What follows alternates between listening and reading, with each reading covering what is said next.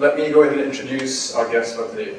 So, Konstantin Petrides is the founding director of the London Psychometric Laboratory and is currently a professor of psychology and psychometrics here at UCL.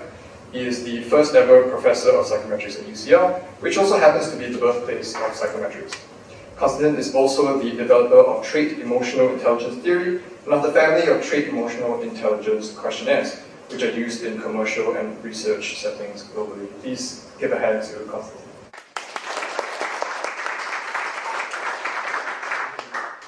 What would you like to Here's where we go. Alright, and second up is John. John Hackston is the former head of thought leadership at the Myers-Briggs company, where he worked on bringing the insights of the MBTI framework to life for executive, managers, and a wider global audience. He is also a chartered psychologist with over 3 decades of experience dedicating his career to helping individuals and organizations use psychometric tools for everything from leadership development to team building. Please welcome John Hackston.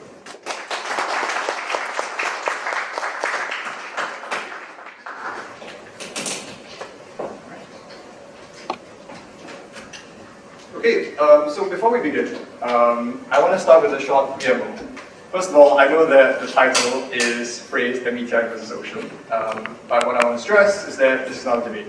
I think what I want to have is a holistic conversation about two of the most prominent frameworks about personality that are out there in the world. So I invite you to be open-minded about the conversation and have your hearts ready to be convinced either way, if you're on a certain side for some reason. Yep, and of course, please save your questions to the end. There's a Q&A that will be happening. You can raise your hands, feel free to ask your questions. There will be plenty of time. Yep, but if not, I will begin. So, this is a broad question for both of you.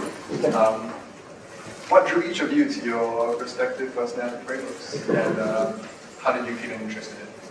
You'd like to go first or shall I? I think you're the guest. John, yes. How Let's be hospitalized here at UCL. What drew you to my personality framework? If I'm brutally honest, it was the attraction of moving to a new different organisation from what I've been working for, which so it happened was the organisation which published the Myers-Briggs Psych Indicator. Because I originally joined it to develop new tests, new questionnaires, but as I became more aware of the MBTI, I became aware of how useful it was, how steeped it was in some quite deep theory. So I became, I would say, a reluctant convert. I'm not quite a zealot, but I'm certainly a very definite convert to how useful the MBTI is. Right. Well, I'm not really wedded to the ocean model at all. I mean, in fact, I don't think it's particularly helpful. So, I can understand some of its appeal, but I mean, it's not really, I don't think that it is a model that's particularly helpful, certainly when it comes to understanding his personality.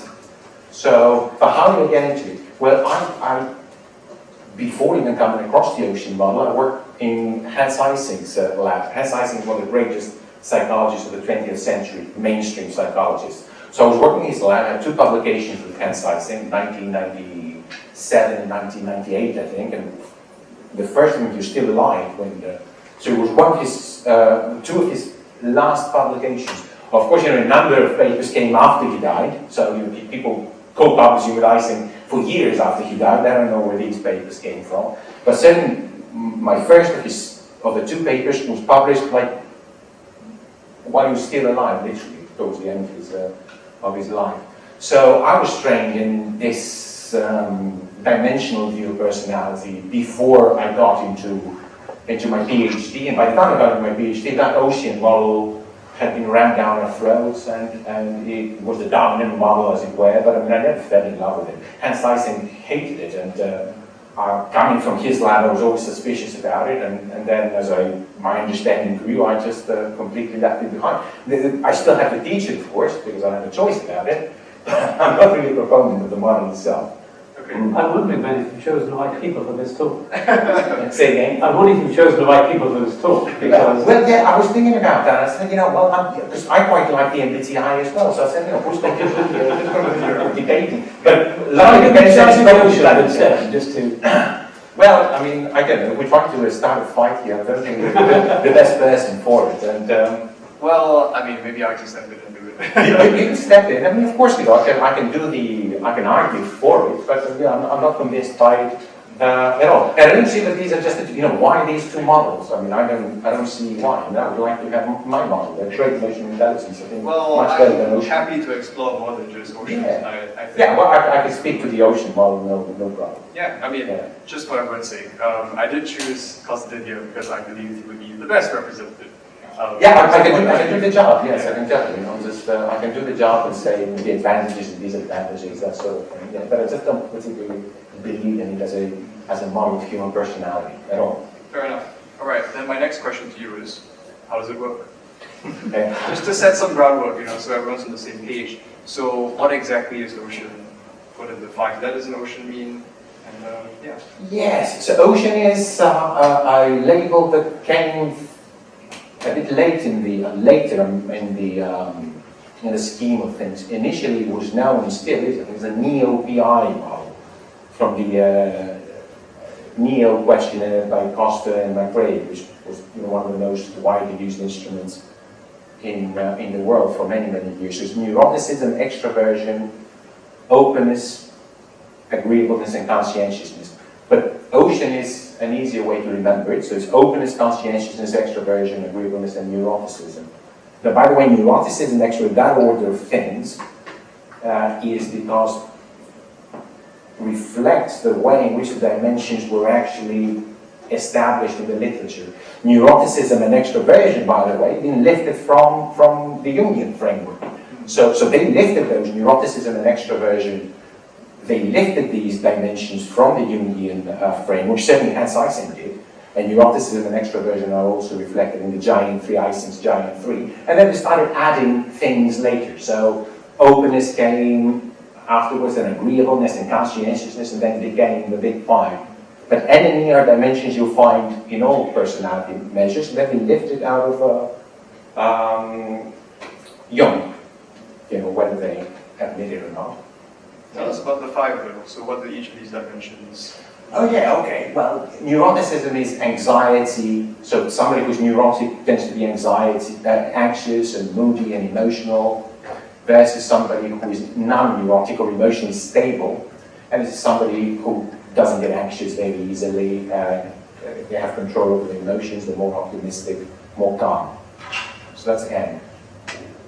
E, extroversion, is somebody who's like sociable and gregarious and tends to have both positive feelings, versus somebody who is introverted, so somebody who's inward-looking and prefers their own company and they're not particularly outgoing. So that's N and E. Then we have openness to experience, which is a bit of a mess of a dimension, but it's supposed to be how open you are to new experiences, like to try new things, like to chase new experiences, try new foods, versus creative, imaginative, versus somebody who's closed to new experiences, who like a routine, they like things being the same, they're wary about trying novel experiences. A, agreeableness, somebody who's friendly, gets along with others, versus disagreeable, who's somebody who is not getting along with others, they prefer getting ahead, they're more feisty, as it were, and harder to get along with.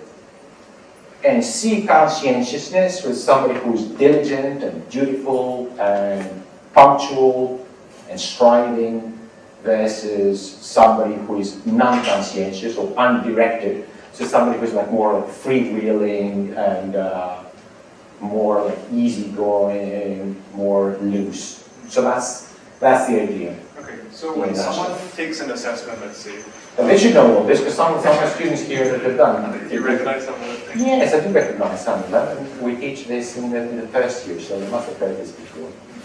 So when someone takes a questionnaire, let's say, an ocean questionnaire, what can they expect to learn about themselves? So is it like I am an OCEAN kind of situation, or? Yeah, so you just get these, you get like a profile of the big five, depending on which instrument you use, and some are more nuanced than others. So you get like, you're standing on each of these dimensions, whether you are like towards the neurotic end or the stable end, whether you are towards the extroverted or the introverted, or even in the middle, you're an ambivert. So it tells you roughly how you fare on these 5 dimensions relative to the population. And if you have a more detailed instrument, then you'll get your standing on various facets within these 5 dimensions, more specific facets. Now, what it all comes down to, do you learn something about yourself, something really useful about yourself? I very much doubt that. And, but we're not going to go into this right now, so describing things. This is what you're going to get. You're going to get these numbers, you're standing on these dimensions. Okay, we can table that for now. So, from what I understand, it's more of a scale, right, across OCEAN.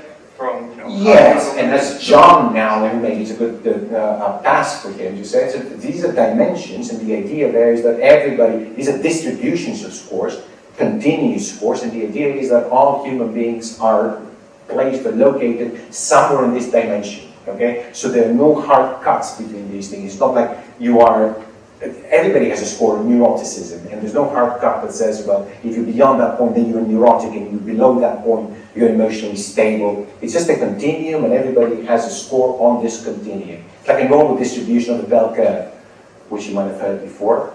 And that's the idea, that's why these models are known as dimensional models, as opposed to the typological models, such as the MBTI. Okay, and that's a good segue. Well, a lovely intro, thank you. So yes, let's talk about the MBTI and type models generally. So the basic type model looks at 4 aspects of humanity.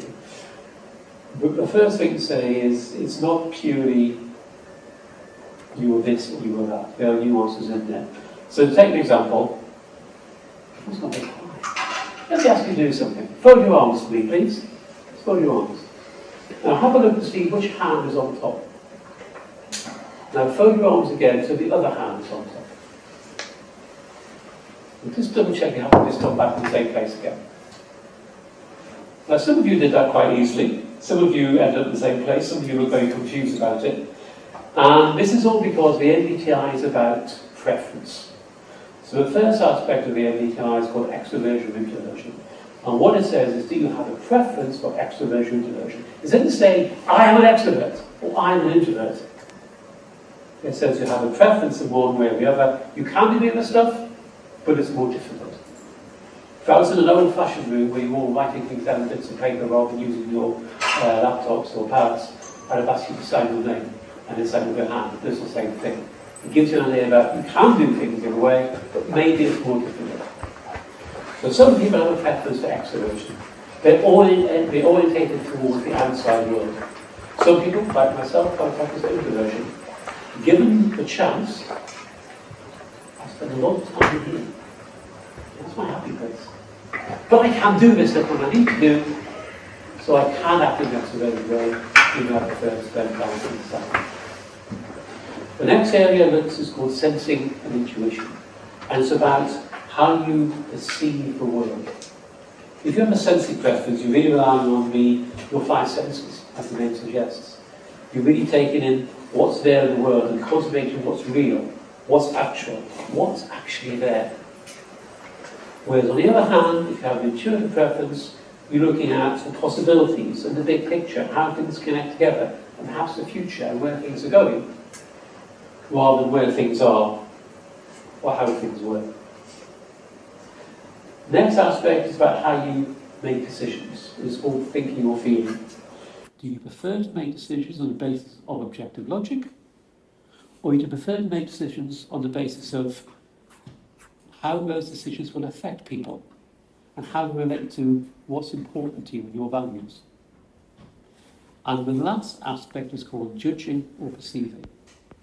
And it's about, do you prefer to live your life in a more organised, structured, planned way?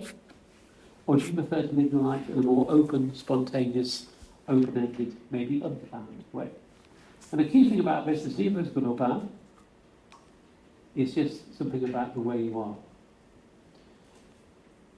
But actually saying things like that, exertion, introversion, sensing, intuition, thinking, feeling, judging, perceiving, saying things like that is doing the MBTI a service. Because what it's really about is how those things combine together. It's about the dynamic combination of those things and which is most important for you. So for example, my phone type is INTP. Doesn't mean anything, just INTP. It's a set of letters. It means introversion, intuition, thinking and perceiving. What that means, if I actually dig down under the hood a little bit, is that given a chance, I like to spend time solving problems inside my head, working out the logical answer using thinking, making those logical decisions inside my head. Because I've made it inside my head, I don't necessarily remember to tell people I've made that decision. I've got better at that over the years because I realised, and people have told me, my partner in particular has told me when I've done that sort of thing. But I make those decisions inside my head, and I tend to spend a lot of time in my head like that. The way I tend to approach the outside world is using intuition. It's about the big picture. It's about possibilities. It's not so being so concerned about detail. Maybe it's about waving my arms around a lot when I'm talking. To show I'm talking about the big picture. And I'll also do sensing a little bit and feeling a little bit, but those become much less important to me. So it's how these things start together dynamically to talk about the whole person. And I'll probably still be able to silence now, so I'll stop.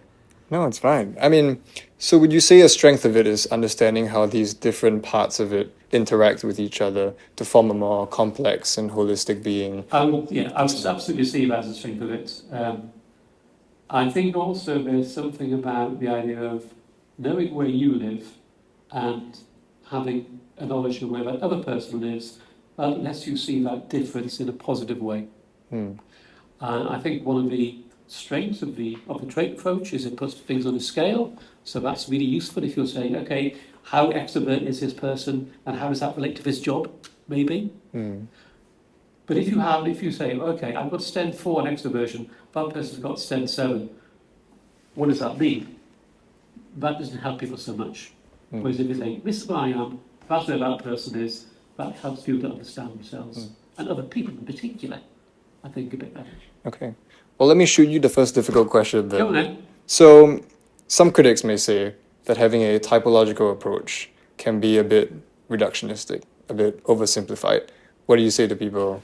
I would say that if those critics are coming from the ocean model, that is in itself a reductionist simplified model because you've got 5 scales, and 5 scales don't reflect the whole of personality.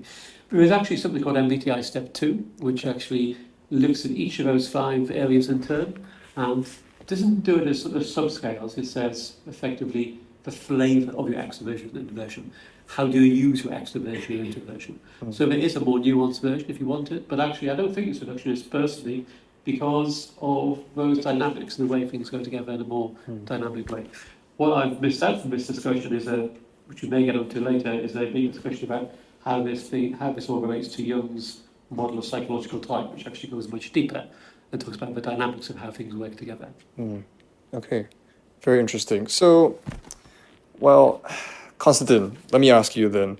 So even though type-based frameworks can be, well, binary and categorical in nature, and maybe said to lose nuance, right? They could also be more intuitive and more personal as well, and more informative about interpersonal dynamics between people, because we do have a label now to understand myself and other people. I know you've mentioned before that, ocean isn't something you would die on a hill for, but what do you make of this criticism of ocean? That is not particularly intuitive and that doesn't facilitate. Well, absolutely true. There's no question about that. I think this whole dimensional thinking is much harder to understand and apply. And I think you can go deeper if you go, but it doesn't go deep enough. So it's a barrier for a lot of individuals working in psychology, going into particularly in business settings, or those who are not trained as psychologists, although that's not necessarily an advantage. That lack of intuitive feel, that lack of simplicity, that complexity that the model presents. The all trait models are like that. So yes, if we're talking about what's the easiest way to introduce somebody to that vast field inside them that is human personality as an introduction, as an opening window, I think the MBTI and the DISC model, which you haven't mentioned, which is another model that's very much DISC in academic scientific settings, but both of them provide first-class opportunities for actually introducing somebody to what is going on inside them. So tell me a bit about DISC.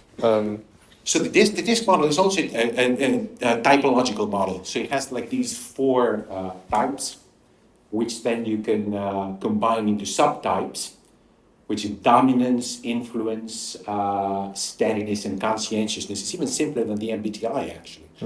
And that allows for a very quick introduction into psychological processes and personality processes that the vast majority of people are completely unaware of.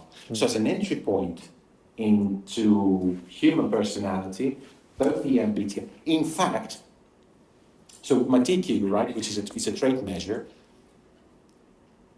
and because it's been used globally, we had a lot of input and feedback, and I know that some individuals, particularly in applied settings, find it daunting. It's difficult to get them.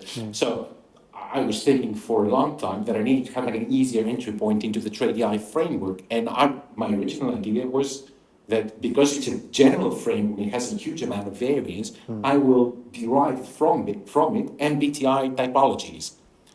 And while I started looking into the MBTI, I simultaneously started looking into the DISC model, which is even simpler. And I said, no, I'll switch to DISC. So I managed, for very recently I completed this work, to obtain DISC scores from the TEIQue as an easier way to introduce practitioners and lay individuals to the underlying theory. And the simplicity, of course, is that you're dealing with types and straightforward concepts, without the nuance, without the complexity. And from that, then you can go deeper. But there's no question that the dimensional models are more complex than typological models, and they can appear more, what's the word, formidable. So turn people it's off. kind of like a gateway, you think, for you, right? Yeah, So you can start off with the more simple models and then Yes. move on to something that's more Commercially complex. speaking, that definitely makes sense. Absolutely. Yes, I would maybe take a slightly different tack on simple or more complex, because I think typological models can be complex. I think it's about the audience. So I think trait models appeal to psychologists, especially psychologists who are more numerical bent. And they are very useful for you as the expert understanding other people, because you can draw this profile and it means something to you, because you like numbers, you know numbers, and you can see what all these numbers mean. I think, as Konstantin said, they're much less useful, at least initially, for the end user, the person, the poor soul who've actually given a questionnaire to, because they're much more difficult for them to understand. So I think it's much more about, rather than simple or complex, it's also about who is this for? Is it for a psychologist to understand somebody else? Is it for a person to understand themselves? And if it's for a psychologist to understand themselves, to understand somebody else, again, what is the end goal of that? Is it to match them against, I don't know, a competency framework, in which case a trait model is going to be useful, or is it to embed that in some sort of development program, in which case perhaps the type model is going to be just as useful. So it's fair to say that in the commercial setting, right, MBTI is quite heavily used and taken up. Why do you think that's the case? You think corporations prefer this kind of stability and certainty, or? I think it's the case. I think it again is because my microphone should turn on. I think it's because again I should stop that again, because I wasn't about to say something I actually meant. It's about again the purpose of it. I think organisations are very happy to use trait models for certain circumstances. Let's think about how organisations use personality assessments generally. They can use them for people's self-development. And in that context, I think type models really score for all sorts of reasons. They can use them for recruitment and selection. And I think in that context, trait models score because of the fact that it's numerical profile, and you can map that against the competencies which you decide are relevant for the job. I think in development programs, Generally, it depends how they set it up. Are you trying to assess someone against some competency, so where you can say, they're missing that bit, therefore we train one out, in which case the trait model might be what you want. That might be a dubious way of going about it, but if you're doing it, maybe you want a trait model. Or you say, let me help this person understand themselves better first, in which case perhaps a type approach may be the best way forward. In your experience, have companies come back and feedback that this is something that has helped them in their organization very much? Yeah. How so? Like, what did they say? By buying more, it's always a good sign. By testimonials, by agreeing to peer with us on conferences and things to say how useful it was, by agreeing to take part in research, all of those things. Funny enough, I think on a more personal level, right, speaking to people on a one-to-one, less corporate but more individual level, MBTI also seems to come up as one that sparks more attention and more interest in people for some reason. Why do you think that's the case? I think it's something which has an easy learning curve. Let me give you your ocean profile, these 5 scores on it. You're looking at it thinking, okay, what does that mean? Let me talk through your type, and actually it means something. Okay, so I can see them like that, but Fred's like that. So actually, how does that work? So you can still see these things quite quickly. So I think it has a much quicker aha moment for people, and then people can build on that. Because it helps different people to understand what others are like, right? Exactly. Relative to myself. Exactly. Yeah. Exactly. And if you think about why people are, going out there and going online and doing some sort of personality instrument, why are they doing it? Maybe it's for a very definite purpose, like to further their career. More likely, they just want to know more about themselves, or know why they're different from their spouse or their partner, or their brother or their sister, or their friends, or whoever. I think type that ability to see you're here, that person is there. How does that work? Can be really very powerful. And we're talking about the MBTI here, but of course, lots of people, many of you in this room, if you've done the MBTI, may have actually done something else. And that, I see some people smiling over there, I won't look at them. And there are many things out there of varying quality. And some have very good psychometric properties, like the MBTI, and some are something that somebody quickly shove on the internet because they can.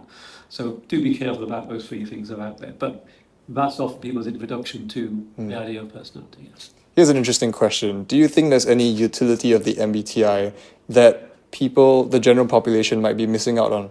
Any interesting way it can be used, I guess, to learn about yourself or apply it in real life? Yeah, I mean, there's lots of evidence out there of different ways that people have used the MBTI. So some research I was doing more recently, before I left the Eysenck company, where I was looking at things like how does people's personality type relate to neurodivergence? What's the overlap, and how does it, or doesn't it help neurodivergent people understand themselves better? So there's one example. There's been studies looking at people using a knowledge of their type to work out what sort of environment around themselves would suit them better, both in terms of the office, for example.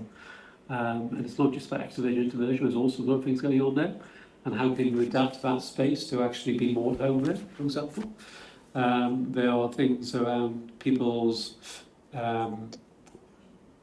teachers understanding their pupils' type and tailoring the teaching to an extent which actually helps boost class ratings and all. Yeah, I could go on, but I won't. Okay, I'll get off your back for a while. So, Konstantin, back to you. On the flip side, I think we can all acknowledge that Ocean tends to dominate more in academic settings, or in clinical settings for that matter. I mean, why do you think this is the case? I have a few answers in mind, but I want to hear what your thoughts are on that. Well, the Ocean model was actually rammed down our throats. So basically what happened is, like in the United States, a bunch of professors decided that this is how it's going to be. Okay. And that's all it takes. And Hans Eysenck was furious about that. It was like basically backroom deals, and they decided that that's what we're going to push forward. And then overnight, or very quickly anyway, not overnight, but very quickly anyway, became the dominant model, and nothing else could squeeze in, and that's how they got rid of models like Hans Eysenck's, was one of the original dimensional models, possibly the original one. There's also the Catel's model. So everything just fell by the wayside when they decided this is how it's going to be. It was just basically an agreement. And then it went into the textbooks, and that's how it got established. It doesn't have like any theoretical advantage over anything else. Now, if it wouldn't have been for that, then again, I think in academic settings, it would have been a different dimensional model, or a series of dimensional models that would predominate anyway. Why? Because academics, they like numbers and statistics, and that gives like a semblance of science. That's what makes something scientific. With numbers and do complex statistics and correlations and factor analysis and AI now, and that gives it like a semblance of science, the scientific embellage about the whole thing. So you got numbers. Now that's what they like. Complexity means science, and that's why. So they would never have accepted a model like the MBTI or DISC anyway. But I just don't think that from the dimensional models, the Neo model is the best. I mean, there were other models that would equally well coexist with the Big Five. Certainly, the Giant 3 model from Hans Eysenck. Catel's model is also very interesting. You know, if you go into the theory behind it, that's where we actually see these things. But yeah, going back to your original question, then the typological models would never be dominated in an academic setting because they don't have the numbers. Don't have the numbers. So Yeah, the numbers. You know. what does that mean? So does that imply that there's more predictive value, or that when you want to compare it with different covariates, for example, in a statistical test, it would be much more useful? This whole idea of having to run a statistical test, and you're having to collect data and run statistical models, and this passes for science. That's what psychological science is. If you don't have the numbers, so Jung was not a scientist, right? Because he didn't have numbers, right? So that's why he's been eradicated from mainstream Western psychology. I happen to think he was one of the greatest psychologists ever, I was saying to John before. But he didn't have numbers. Now you need to have complexity, numbers, models, statistics, psychometrics. That's what science is. Now, so this is purely what that is. And Okay. Well, I didn't expect to have to play devil's advocate in the opposite direction today. Yeah. I mean, it's a Would you like me to sort of be an advocate for? Sure. Big Pharma? Yeah. Hold on. So before I continue, I want to do you a favor and ask you to elaborate on Eysenck's theory, because I feel like Yes. that's something worth exploring, at least comparing with Ocean. Since Yes, since I'd you like think- that. yeah. Thank you for the Yeah. question. I'd like to speak a little bit about good old Yeah, Hans. go ahead. So Hans Eysenck was one of the first ones who had the idea. I think he came before Catel, very shortly after, with pushed these dimensional models. But certainly I know that in Hans Eysenck's model, which is extroversion, neuroticism is the first one, extroversion and psychoticism, that's how they were developed. Neuroticism and extroversion were theoretically imported from Jung's work. So that's how he started. Catel started with the lexical hypothesis. It's a brilliant idea, brilliant. And Catel was an amazing psychometrician, no question about it. Hans Eysenck lifted the first two dimensions literally from Jung, and then later on he added psychoticism.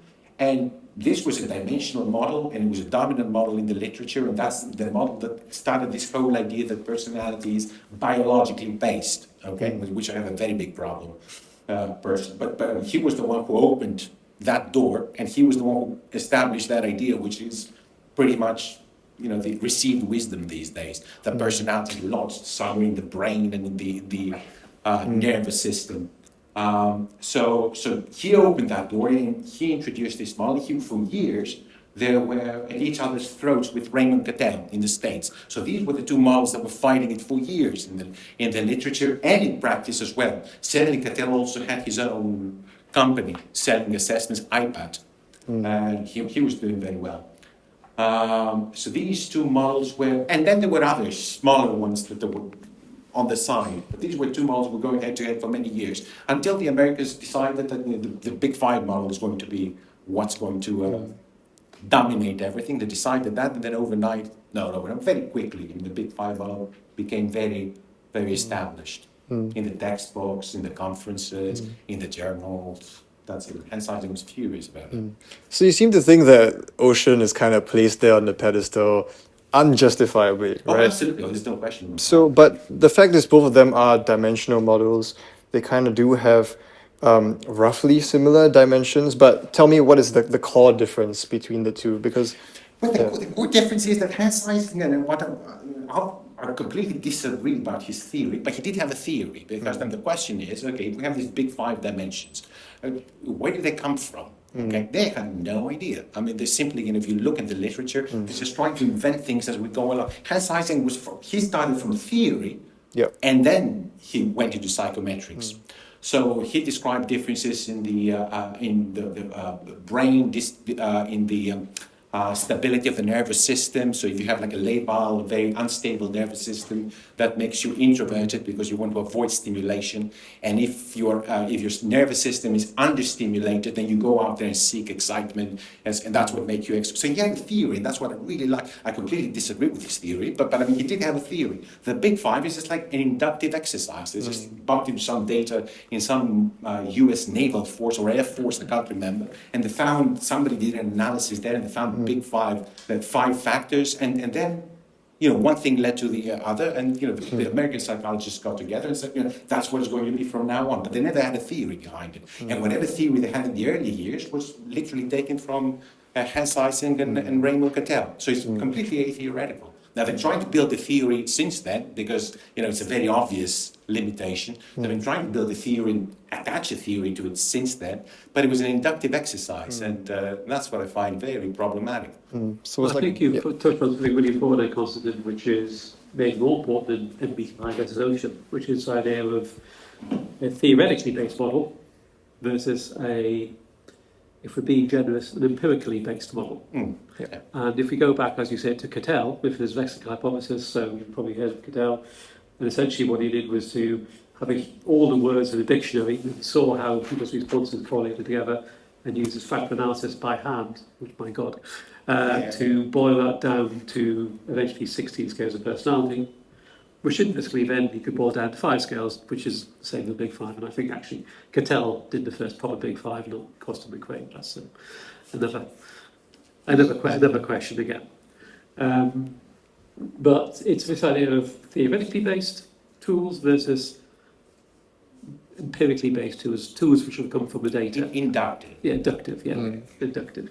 And I think that's an important, very important distinction. Yeah, and then that's another reason why I like the MBTI, because it's ostensibly, anyway, based on Jungian theory. So it gives you an opening into something that's very meaningful indeed. Now, how you go from the data or the empirical model into the underlying Jungian theory, that's a completely different question. But it does have this possibility, whereas the Big 5 opens the way to nothing at all, in my opinion. And I think one of the dangers of that approach is that you then reduce things more. So you'll see papers in there about the Big 3, which aren't Eysenck's Big 3, they're just the Big 5 fragmentalised down a bit more. And a few years ago, people were talking about the Big 1, the one factor, global factor of personality, which was sort of conscientiousness, with a few bits out on, as far as I could make out. And how useful was that? This person is this score. Okay, thank you for that. Interesting. Yeah, So- it's got some utility, I have to say, because I was fascinated when you said the general factor of personality, and we did quite a lot of research in that. We published a paper in Psychological Bulletin, which is the leading mainstream Western psychological journal, and we found out that this general factor of personality, which pops up in all of the mainstream inventories, is actually virtually identical to trait emotional intelligence and the TEIQue. And from that, I got the idea. I said, okay, if that general factor of personality with features in all those multidimensional scales is really trait emotional intelligence by and large, then I should be able to get from the TEIQue to derive different models. That's how I got the idea. And the first idea, I said, well, I'm going to go for the MBTI. That was the first thing that I thought about. And then I looked at DISC, and then I said, for various reasons, I chose DISC. And I derived the DISC from the TEIQue model, and afterwards I derived the Big 5. So you can actually get Big 5 scores from the TEIQue. Based on this idea, and the theory behind that was that paper, showing that this general factor of personality is essentially trait emotional intelligence, which is, how well you believe you're socialized, adapted to society versus maladapted or well socialized versus poorly socialized. This big category of adaptation, the huge dimension of adaptation. Good versus bad, or adapted versus maladapted. That idea. Tell us more about this, though, because I think initially it might be a bit hard to understand trait emotional intelligence intuitively. I'm wondering if you can unpack that and explain how on earth it's possible that underlying, everything is the... If you look at what is height rating, right? If you look at height rating, somebody who's well adapted have the perception of being well adapted, of being sociable, of being successful, versus somebody who's self-doubt, negative thinking. Okay, so it's like the good versus bad, which you actually find out from very young children all the way to old age. That's the fundamental dimension of personality. Good versus bad, adapted versus maladapted, sociable versus unsociable. That's really what it is. And then, of course, you can go into greater detail, greater detail, from 1 to 2, from 3 to 5, the big 5, and that's how it works. But if you actually tap into that dimension and tap into the entirety of the variance in that dimension, then you can actually blot out bits of it and then derive various models. For me to get a disk model out of the TEIQue, for example, what I have to do is I have to find out which variants of the TEIQue to suppress, to hide, because it taps all of the variants. So which bits do you have to blot out in order to get the disk model? Which bits do you have to blot out to get the MBTI, which I haven't done the work yet. But I've done the work for the big 5, so I know what parts of the variance in the TEIQue I need to suppress in order to get the big 5 scores. Everything is in it. So it seems like it's something that's really powerful. What do you think is a practical use of this model that you just laid out or described? Well, I think the same as John said. I mean, it's the models. I mean, the fundamental need out there is for the individuals to find out who they are. That's what they want to from at the individual level. Find out who they are. So these models give you a starting point. Again, it's not it's not going to take you all the way, but certainly it can alert you. That's why the MBTI and the DISC models are very useful, because they give you a chance to understand, for the vast majority of people who are completely clueless, that there's something going on inside you, because everybody's like completely outwardly focused. How to get a job, how to get a degree, how to get married, how to get money, all these things. Now these models give you a chance to actually look inside and say, hold on a minute, there's something going on inside here, okay? And that's the big advantage. And from that you can go to dimensional models, and from that then you have to go into something a lot deeper. So they're not going to take you all the way by any means, but it will point you inwards, which is where no one is looking. So in terms of practical applications, we have the same practical applications as the MBTI for largely the same reasons that and applications that John mentioned before. John, what do you make of his trait emotional intelligence? I think it's interesting. I mean, there's a lot of interest out there in emotional intelligence. I'm not familiar with your particular tool, but I've used other tools in the past, and most of them have, again, some sort of sub-dimensions under them. So they are emotional intelligence in terms of other people understanding your emotions, understanding others' emotions, and so on. And I think they can be very useful. I think one of the possible disadvantages of the Big 5 Ocean model is an assumption that if you know your Big 5 scores, you know everything about yourself or about other people. And actually, emotional intelligence is something else again, and the MBTI is something else again. And you look at some of the work that's been done, which shows that, Ocean, the MBTI has incremental validity over Ocean, and vice versa, because they're not exactly looking at the same thing. They are exactly, and I'm sure the same applies for emotional intelligence. Would you say it's best then that we sort of put our eggs in different baskets and try to have a more I think human beings are incredibly complex, and the more windows you can get into their soul, the better. Okay. Well, I have an important question that I wanted to ask at the start of this, but now that hearing you guys agree more than disagree, might be a bit difficult. But I'm going to ask it anyway. I want to know if, from your point of view, there is any genuine tension within the academic community and the MBTI community regarding these differences. Because maybe from an outsider perspective, they might be something that's they might be two very different things, and I know that two distinct communities hold very fast to them. So I'm wondering if in your experience you've seen any. So I've yeah. had my feet in both camps. Hmm. So I do attend, or have attended academic conferences. I am very much in the MBTI world as well.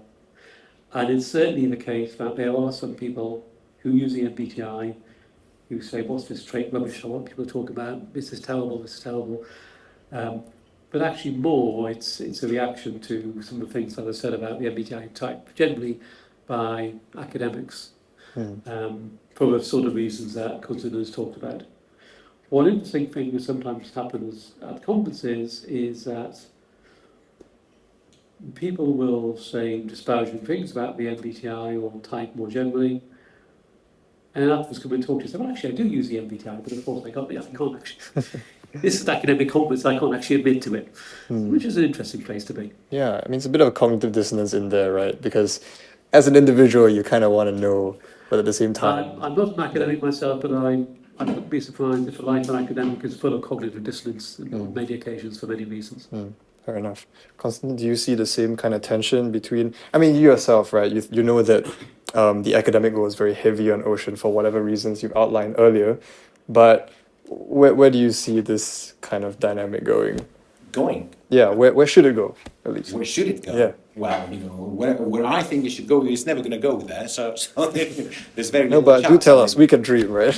Well, I mean, if somebody wants to live in dreams, they have the right to. I mean, I don't think the academic community as well is ever going to. In fact, even this topic, which is so extremely central to the human being, the question of personality and who am I? It's such a fundamental question, It is of no interest at all to academics. I mean, it's just starting, most of them now are studying, colleagues are studying the brain. They're trying to find things inside the brain. And so I don't think this is going to change. So the ocean model is going to be the predominant model, unless if someone and so what? It doesn't make much difference. The commercial world is going to continue doing whatever works for them, and MBTI has been working for them, and other DISC has been working for them, and the TEIQue has been working for them, and they're going to be doing whatever works for them. They're not going to ask permission from the scientists to tell them that it's all rubbish. Well, if it's rubbish, wouldn't they know? I mean, if they're using the TEIQue for 10 years or the MBTI for 40, 50 years, if it doesn't do anything for them, you think these CEOs and these HR professionals, they wouldn't have noticed? So it works for them, and that's good.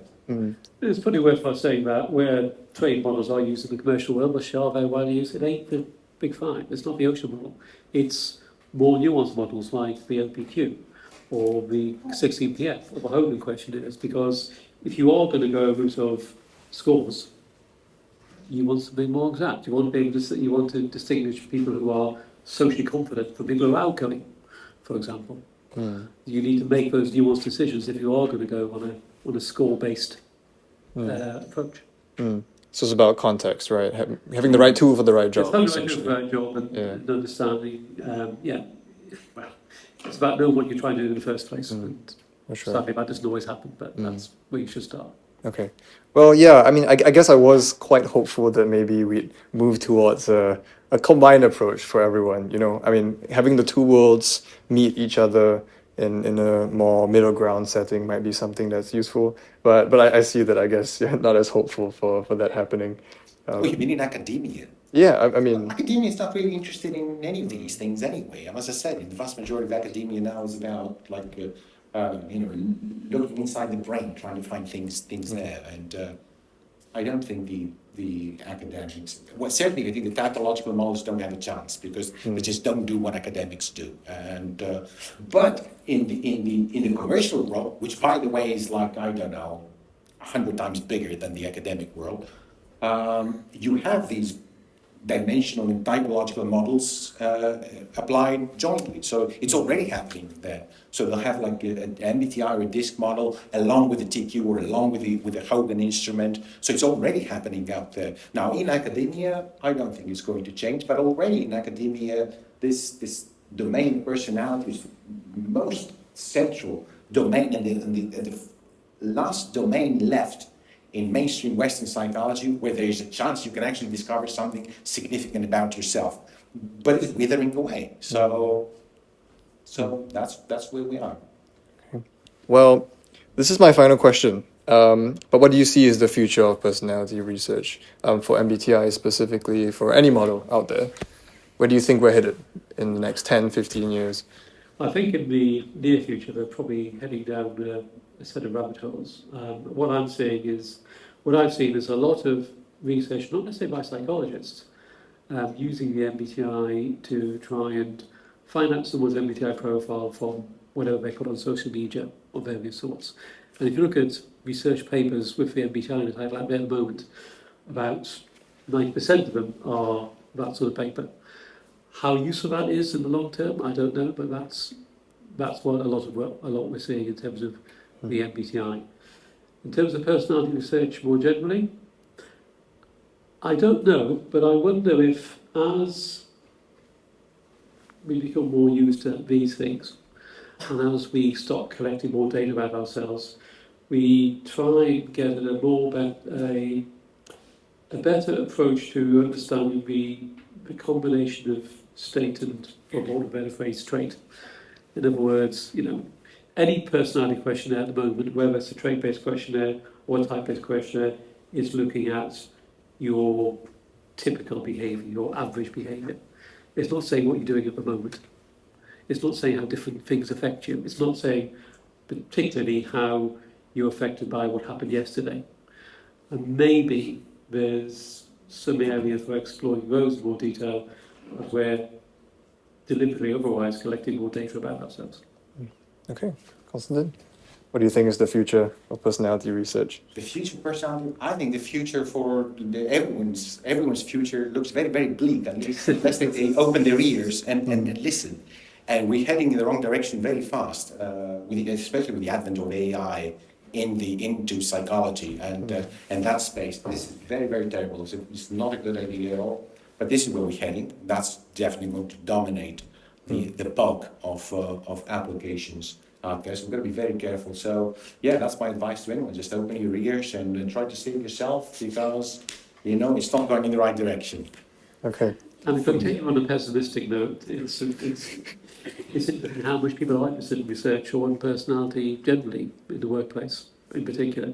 We know that commercially we've taken a huge hit in the United States because the Department of Education isn't being funded to use personality assessments anymore because it's not important.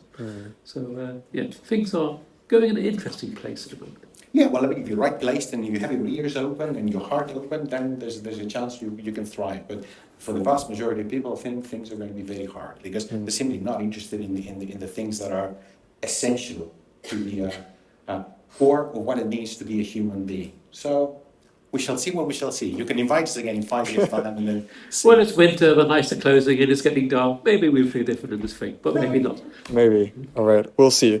So, thank you for your answers. Before I open to the Q&A, I actually want to give the two of you the chance to ask each other anything. If you have a burning question for each other, I'll give you a bit of priority before it begins. Okay, we had a chat with John, and I don't have anything to ask him. It's really nice. He's got a lot of experience, and he knows how things work. And anybody who's interested in MBTI and Jung has to be, fundamentally they're coming from the right place. So yeah, that's Fair enough. that's my assessment. I'll ask you a question. What are the wristbands for? Wait, say again. What are the wristbands for? Oh, this is I'm Hindu, so Okay. yes, that's what it is. Okay. Great. So we have come to the end of the First segment. Now I'll open the floor to anyone who wants to ask questions. This is free form. Just raise your hand if you have a question, and we can begin. Sure, you in front. Why do you think it is so dangerous to involve AI in personality research, and what are the possible benefits of it, and what are the possible dangers? Why do you think it's so difficult? I think it's very dangerous because it takes over, potentially can take over, which indeed it is, because it apparently simplifies things, but it takes over all the decision making that should be left to the individual human being. And it's really moving in the exact opposite direction of reduced awareness, less and less decision making, and being taken over. Now, you're in a world by a machine. We're not just talking about like robots serving things. Now you're allowing the machine to take over your inner world and all this, mimicry of intelligence in the domain of personality that's completely incompatible. But there is, of course, space for it as a tool. It has to be worked as a tool, Summarize this for me, or help me do this Python coding, or help me with this statistical analysis. That's it. But if you ask it to interpret things for you or to tell you where to look for it, then you're completely lost. And this is where the whole thing is going, because it's cheap and people don't know any better. So it makes huge commercial inroads and eliminating individuals who should actually be allowed to work and do their job. So it's a huge threat. At the same time, of course, it brings a lot of efficiencies, advantages, and it will separate those who have like real, true psychological theories from those who are just copying and trying to make things more, because there's a lot of copying in the space of personality research. Psychometrics, a lot of copying. There's a lot. So now with the advent of AI, which is the king of copiers and it copies everything, then a lot of these copiers and pretenders are going to be set aside, and that's another advantage, I think. I think commercially, in the way that personality questionnaires are used, there's an arms race going on at the moment. There's an arms race between people like yourselves who might be using AI to push yourselves over to organisations in a particular way, and the organisations are using AI to see if they're using AI, and then you're using AI to see if they're using AI. So I'm not sure where that's going, but it doesn't sound very productive in the end. Does that answer your question? I have a small follow-up actually. So I think as people get more aware of personality research and understanding what each of these dimensions mean, right? Do you see a chance where people can try to game the system, where if an organization gives you a questionnaire, Yes. you kind of know already what to choose to get a certain Yes. dimension, and with AI as well?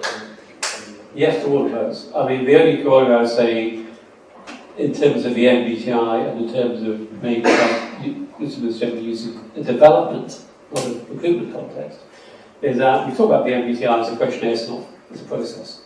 So you don't use the MBTI, you take the questionnaire, but you also have a feedback interview and you're asked to see how yourself, and you decide for yourself ultimately what type fits you best. So there's no particular point gaming that, because it's all about you feeling about yourself. In selection, which we wouldn't use the MBTI for, but many people would use traitors questionnaires for, I think it's a different thing. There's definitely an arms race going on with AI and that at the moment. Question, anyone? Yeah. Thank you so much for your time. The question is, in your opinion, how much should companies rely on personality tests? Because in my opinion, it's easy to cheat on the results. I mean, I think what I just said before. So, if you're using it in a one-to-one development context, hopefully there are ways of making it not worthwhile for you to cheat. In a selection context, I think it's different. And what you'll find is that some organisations do things like they will use a personality questionnaire and they will use that to see if you get beyond a certain stage of the process. And if you get beyond that certain stage of the process, they will actually give you feedback and have an interview about it, and then things you said about yourself which perhaps weren't quite true might fall out at that point. But yeah, if it's purely we're giving someone a job on the basis of purely this personality questionnaire result with no human intervention, I think that would be a very poor choice. Especially if you were, I don't know, applying to be a pilot or something where you might actually cause a lot of harm. But yeah, it wouldn't be a good idea. Yes. Yeah. In the current state of personality research and psychometrics, is there any applications for besides just recruitment for jobs? So any applications where there's... Is there any usefulness in personality tests outside of just job recruitment for people that are looking for specific characteristics? Like, does it have any intrinsic value that you can get out of it besides just for employment? I think it depends on how important it is for you to know yourself or to know other people. If that's not important at all, and it isn't for some people, I think some very high profile people, perhaps it isn't important. Maybe the other side of the Atlantic at the moment. then perhaps it's no use. But if you actually want to understand yourself and think that's a useful thing to do, and think it's useful to understand other people, and maybe think about not necessarily what career do I want to have, but what career might I be suited for, and will I be similar or different to other people in that career? Maybe it's got a certain degree of utility. Don't know what you think. Yeah, I absolutely agree. I mean, if you have like zero interest in finding out, what is going on in the inner world, then that cuts down a lot of the applications. But not most of them. Look, personality is ubiquitous. I mean, everywhere. In how you relate to other people, how you do things yourself, your behaviors, the outcomes. For example, another huge area of application that we have is emotional compatibility. Am I compatible with my prospective spouse? Or am I compatible with a business partner? So this whole thing, or am I compatible with my teacher? Or this question of compatibility, vocational applications, of course, in this recruitment. Self-development is always the biggest one because it's implicated in all areas of effort and endeavor. But I mean, it's, we've got applications in sports, emotional impact on sports performance, in all sorts of different sports, in forensic settings, in military settings. It's just, the list is huge because personality is involved in everything. It's not just work. It just so happens that most of the financing, if you like, it comes from the world of business and work. Yeah. That's what I mean. Yeah, do you have a follow-up? Yeah. How good of a judge of your actual inner world do you think personality tests are? Because they do give some broad characteristics, it seems like, but they're not very specific. They're useful for, just going back to the employer example. They're useful maybe for employers for knowing certainly how you work with other people. But if you're trying to find out about yourself, how useful is that really? Well, let me talk about myself. Why not? So, picking up on something that Konstantin said about emotional compatibility, one thing I know about people with my particular personality type from research is that men with my personality type are the most likely men to be unaware of their partner's needs or emotional needs. So that was quite useful for me to know about, and maybe modify my behaviour slightly. Things like being aware of my tendency, as I said before, to make decisions here and absolutely forget to tell anybody who was involved that I made the decisions. So again, knowing that was something that was about me, helped me to hopefully work and prosper in work life and in my family life as well. Knowing that I have an introversion preference, knowing that actually if I'm not enjoying a social event, it's okay for me not to enjoy it. I don't have to enjoy it. And actually, knowing that if I can find an excuse to go around to the back and go walk around the garden and come back, I'll probably be back and start party again.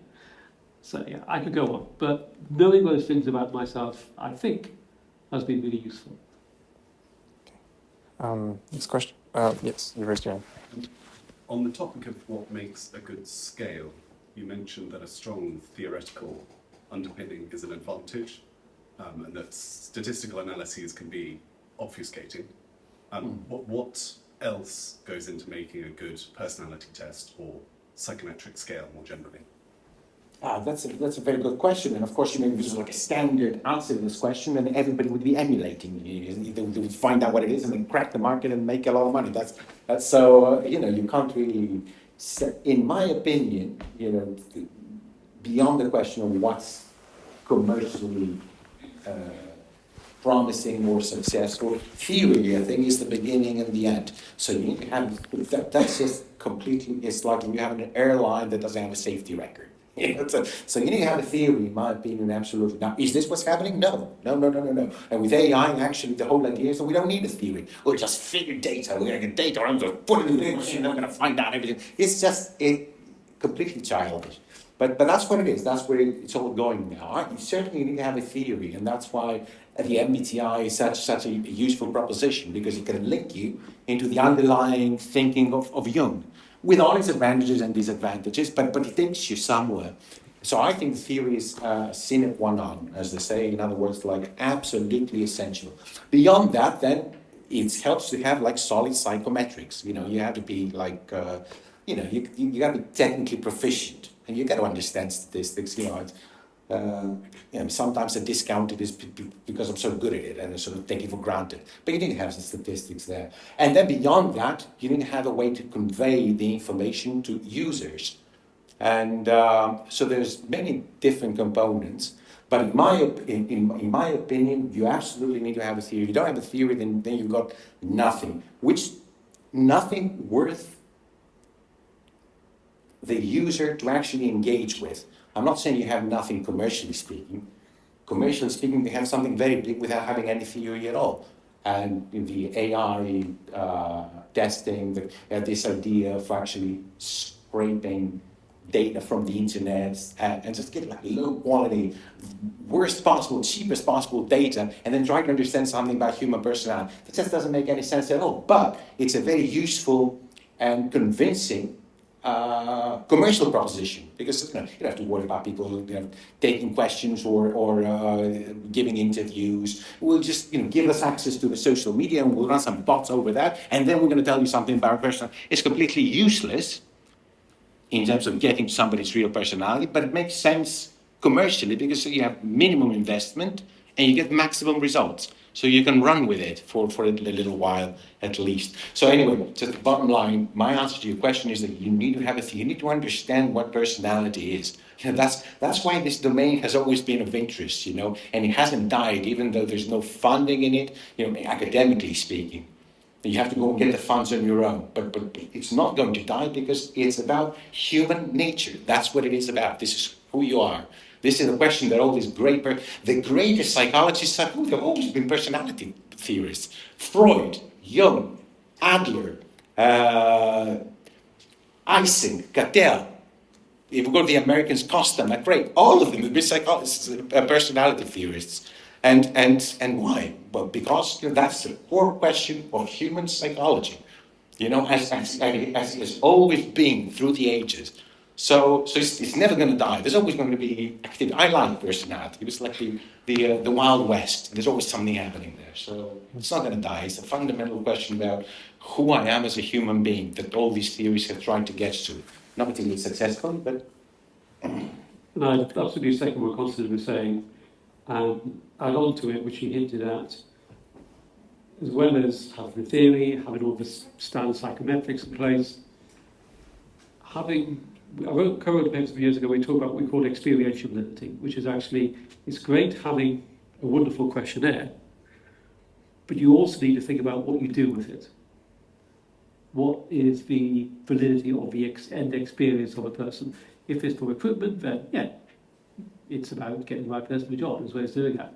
But if it's for development, actually it's looking at how useful was that experience for them. So it's about also having evidence of the end usage of it. Yeah, completely I agree with this, but I was just like, this point was actually covered under the theoretical requirement. If you have a theory, if you have a true theory that actually makes sense, it's a personality theory, gets to the core of the human being, then it's going to be experientially useful. But that is one of the criteria. Actually, does it help the person who is actually engaging with the instrument, which is never going to happen through AI. You can fool a lot of people for a small amount of time, or you can fool a small number of people for a long amount of time, but you can't have both.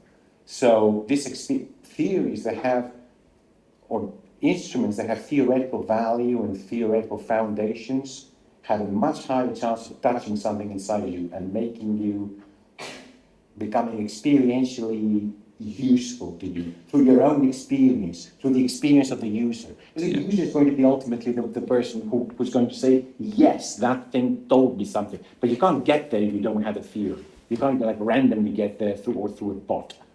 And of course, if you go on the BPS's website or the EFA website, you'll see a whole list of criteria for assessing tests and questionnaires. And some of what we said is on there, some of it isn't. Okay. Any questions? Okay, yeah. The test reliability of personality tests.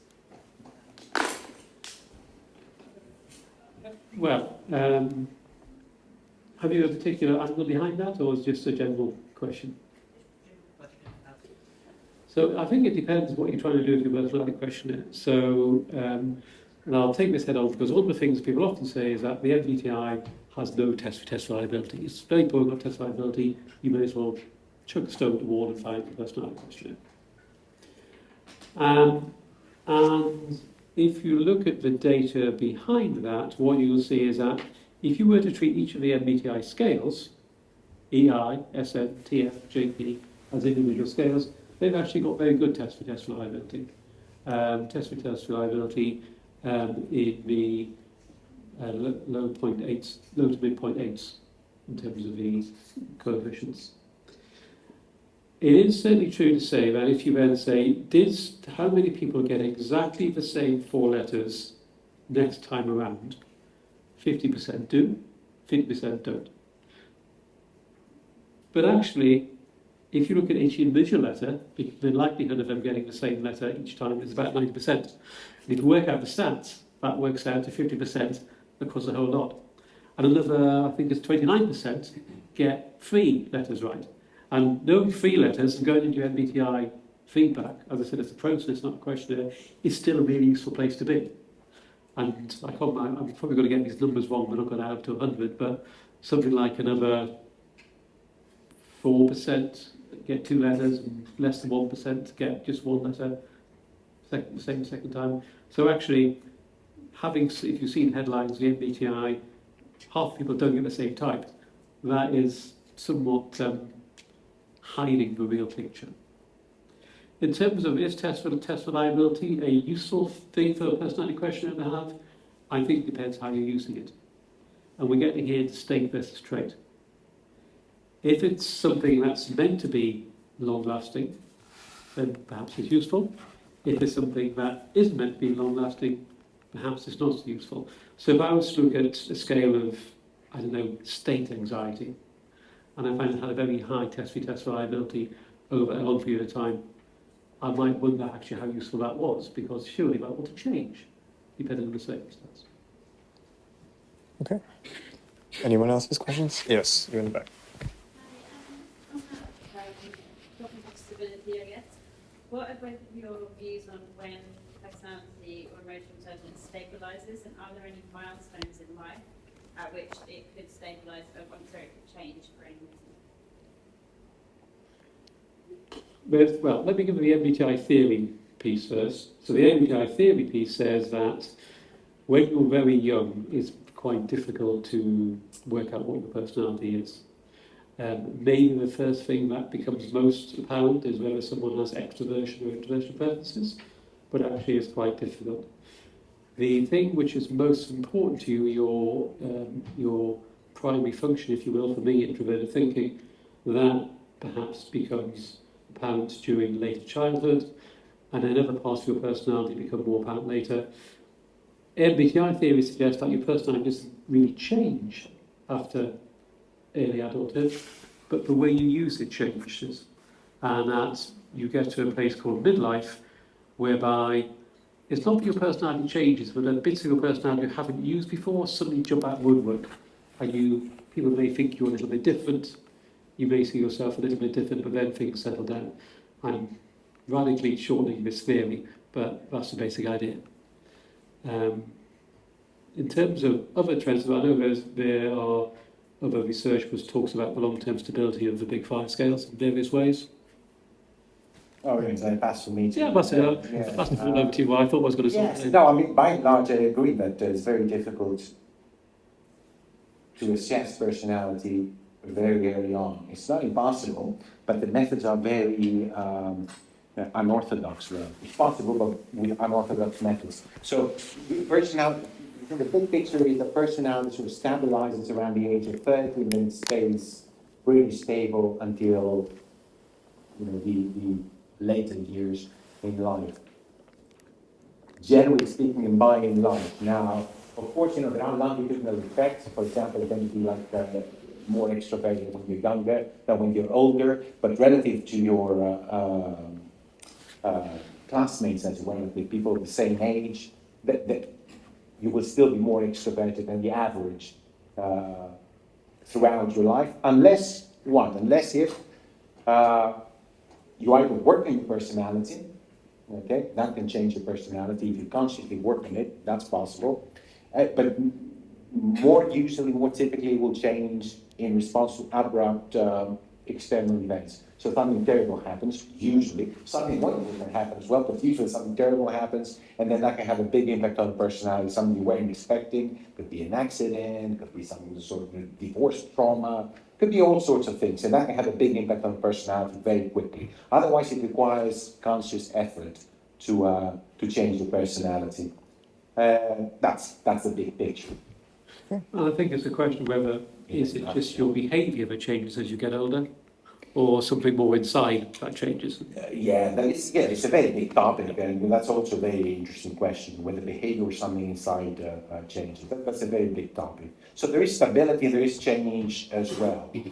I think the take-home point there is that if somebody wants to work on the personality, it's possible, but you need to invest time. Who's interested in doing this these days? I'm interested in just getting things done quickly.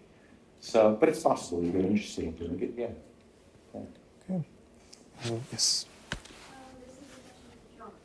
In what you know about MBTI and the insights it's given you in your own life, how well can you, I guess, look at someone in your personal life, your partner, or wherever, and predict what their MBTI is? Could you turn to your fellow panelists and predict their MBTIs? I wouldn't, because that would be desperately unprofessional of me. No, I mean, I think there's dangers there. There's dangers there because what we see of a person, especially a person we just met in a particular context, may or may not be the real person. And we may get it wrong. And there are dangers in, and even if it's someone I knew very well, I wouldn't turn around and say, you're this!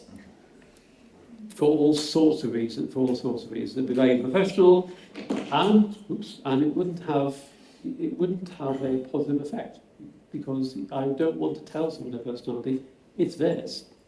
They need to work it out for themselves and decide for themselves. Maybe with my help, if I'm invited in. But it's not my job to say, here you go, put this hat on. Now off you go into the world. So did that answer your question? Yeah, but sort of, I guess, does it have predictive value, generally, as well? Yes, I mean, there's certainly research that shows that if your type does predict things like your behaviour people's behaviour in various ways, things like their career choice, so it does have predictive value in that sense. Where the MBTI has not been shown to have predictive value is in terms of job performance, and that's very deliberately because we really haven't done that research, because that's not what it's for. It's not about fitting people to jobs. It's not for use in recruitment, but it has been used. It has predictive value in things like behaviour and in other contexts like that. In terms of individuals, yes, you'll see people and you think, I think this is your type, or this aspect of your type, so you're probably going to do that, and they probably do. But it's not my job to put that on somebody uninvited. Okay. Any other questions? Okay, many questions. Okay, I'll give you at the back a chance. Yeah. Yes. My question about this very specific answer. So I have been struggling when we say certain personality traits that leads to produce certain behavior, and in the meantime, those traits are often derived from the behavior they are supposed to be explained. So my question would be is personality the underlying psychological cause for certain behavior, or is simply a descriptive summary of the observed behavioral pattern? What kind of explanatory power we should ascribe to personality as a concept? That's a good question. I mean, if I put my proper MBTI hat on, then behaviour comes from the combination of personality and all the other stuff that's happened to you and is happening to you.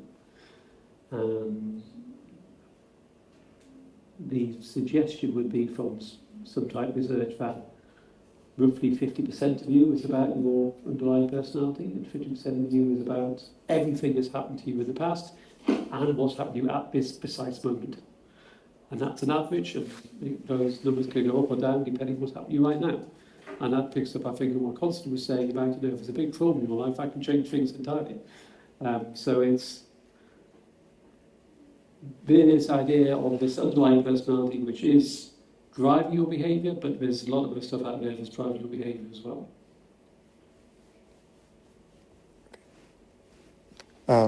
I'll give others a chance first. I'll get back to you, I promise. Yes.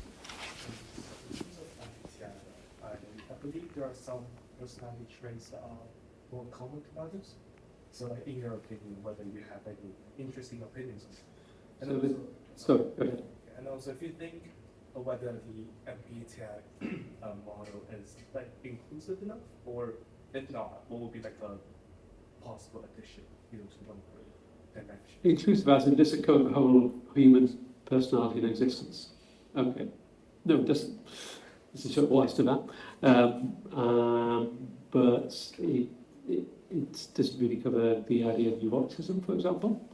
It doesn't necessarily look at things, the state issues, and what's happening at the moment.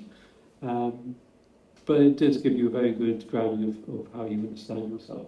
In terms of what's more common, so you can see the statistics online, but if you're looking at extroversion, introversion, depending on the group and depending on the study and depending on where you carry out study, they typically are roughly 50-50. Similarly with thinking, feeling, similarly with judging and perceiving, maybe 60-40 in some cases. The big difference is sensing intuition. And most studies suggest that about 25% of the population have an intuition preference and 75% have a sensing preference. So there's a lot less people with intuitive preferences around. Most common four-letter type in the UK population is ISTJ. I could quote these at you, but it'd probably get very bored very quickly if you see the stats online. Okay. Yes. You mentioned that MBTI is useful looking at compatibility. So I was wondering if that is that you can just take personality types and things or work well together, or if you have to look at the individual traits to look at compatibility. I mean, I think, as we said before, I think that the more windows you have on people, the better. But yeah, MBTI can be a very useful starting place to look at people's compatibility with each other. And, most people are compatible with each other if they understand where the other person's coming from. So a good example would be this idea of judging and perceiving. So we be judging, like to have things organised, structured with perceiving preference, and like to have things more open-ended and people judging preference in a workplace, for example, we'll look at people perceiving preference and think they're lazy, they're not doing anything, what's happening? What we don't know is that person perceiving preference may actually think, oh, I haven't got my work finished, that's all right, I'll do it on Sunday. Whereas the judging preference wants it done in the right place. And the people perceiving preference may see the judging people as more too tied up and putting too many rules in and so on and so forth. And you can see this playing out in people's personal lives. So when couples go on holiday, you can see this coming out. Again, once they understand where a person's coming from, they realise they can make allowances and work around each other. And interestingly, one of the worst things in terms of those holidays you sometimes see is when you have two people with a perceiving preference. And they both want to leave things for the last minute, but particularly if they've got children, one of them has to do stuff. And if it's always that person, they start to feel very annoyed quite quickly. I'm digressing slightly, but just understanding those aspects of personality really gives people a framework for working with each other. And that's also quite useful why the MBTI, those 4 letters, only 4 letters, is a good starting place because it's a straightforward model for people to get their heads around. If you have personality questionnaires of 108 scales, it's a bit more difficult to understand other people perhaps. Hope you're not trying to start a matchmaking service based off of that. Yeah, but I mean, tell me what you think about this. But this is the more general purpose about understanding ways of working, right? I mean, Yeah. this can be with your partner, but it can also be in a team. Yeah. Understanding what everyone's preference is, and then kind of working to help each other and be a better team in that sense. Yeah, and the MBTI, one of the big most commonly used MBTI is in Mm. team working and team building, and helping people see where the other person's coming from. I mean, yes, there is evidence that, well, the evidence suggests that more diverse teams ultimately produce better results, especially in more ambiguous situations. And less diverse teams and personality tend to get to a solution quicker because of one agreement, but it's not necessarily the best one. But understanding those nuances can help teams work together. I think the important thing with the MBTI or any other type of questionnaire is that people actually use it. The danger is that people go to a lovely event, they find out their type, they go, oh, that's my type, great. And 6 weeks later, they haven't used it, they come back and say, oh yeah, I think I was an E47 or something, was it? Yeah, and if they haven't actually used it in the meantime, it all falls away. So it's using it and continue to use it and using it to understand yourself and people in a context where it's useful. Okay. Any other questions? Yes, you in the back. So we're saying talking about the importance of self-understanding, understanding yourself, which is super important. Using psychology, self-awareness, understanding is extremely important. And to some extent, the models provide a lot of understanding. Yeah, I've got to stress that it's very much focused on the behaviour, like you were saying. Are we not missing a lot of that phenomenological aspect? For example, if we were doing something more like psychoanalysis or psychotherapy, we're getting more to the deep aspect of the experience of the person, and we're missing out a lot of that. And it almost seems like we're doing a bit of self-understanding, a bit of self-awareness for this, but we're missing a lot. Personally, I think that the more, if you have the time, dedication, and maybe the money, the more routes to understand yourself. Not everybody has the time, the dedication, energy, or the money to do that. And I think personality questionnaires are a good gateway drug to understanding yourself. Okay. Yes. When you were talking about like MBTI, you seem to like especially the deeper questions. Like I heard TEIQue come up, which is obviously Jungian. Do you think like MBTI in itself is like quite superficial, so the real value could be argued that it's linked to Jung, and therefore investigating the Jungian theory is what? Yeah, and I think it depends how you use it. So when I knew I was coming today, I did think, should I download a load of Jungian theory on you and say, and the MBTI came from this, or should I just spell? So what we very much encourage people to do is actually use the Jungian level. So my type INTP, that means that my dominant function, the thing that's most important to me, is this idea of introverted thinking. And that comes absolutely from Carl Jung. And what I would do when I'm trying to understand somebody with the MBTI, I'm not actually looking at the 4 letters. They're the gateway into it. They're say, okay, so that's their dominant function, that's their auxiliary function, that's their tertiary, that's their fourth or inferior. So that suggests this, that might be they exist in stress. Let me explore that. Yeah. So yeah, if you just stick, and that's why I think that there are questionnaires out there, which are type-based questionnaires, which say things like, "You're family red," and off you go. And maybe that's not deep enough. Okay. In the interest of time, we'll take one more question. Anyone who, yep, sure, go ahead. How, looking at Eastern traditions, so you've got the kind of the Hindu conception of the true self, or the Buddhist conception of the no self. How does that inform work on personality or self?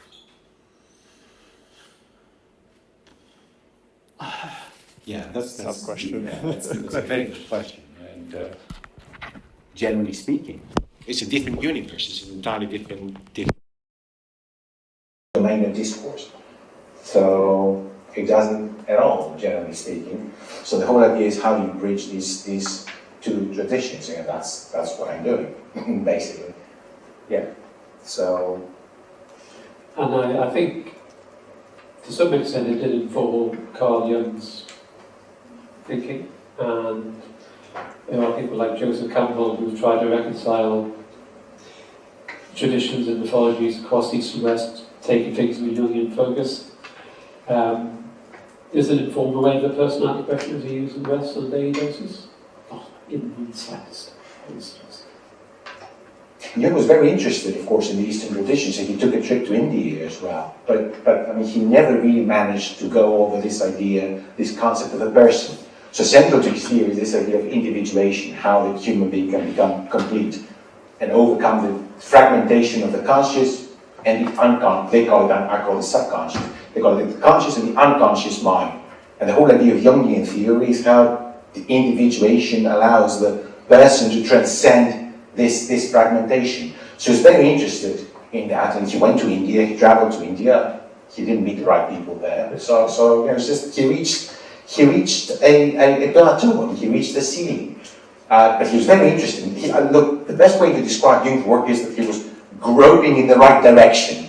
Just like, you know, he was moving in the right direction, but he could never really complete what he was trying to do. But he went deeper than any other Western psychologist. Somebody who self-described himself as a psychologist and held a position in a university. No one else came close to Jung, but I mean, he didn't complete. I mean, he wasn't. But he went very far, so that's what I like. Okay. Does that answer your question? It is a question can be answered. Okay, well, I think it's a fitting place to end there. Yeah, join me in thanking our two panelists here. So, before we end, the Psychology Society has a small token of appreciation for you guys that we'll pass to you right now. Yeah. It's nothing, it's just a card and some charts. So there's John, it's for you, and I have to thank you for your forethought, because it's exactly the right size to fit the man. Yes. All right, yes, thank you so much, and thank you everybody so much for coming today. We hope to see you in future panel discussions and events as well. Thank you. Thank you.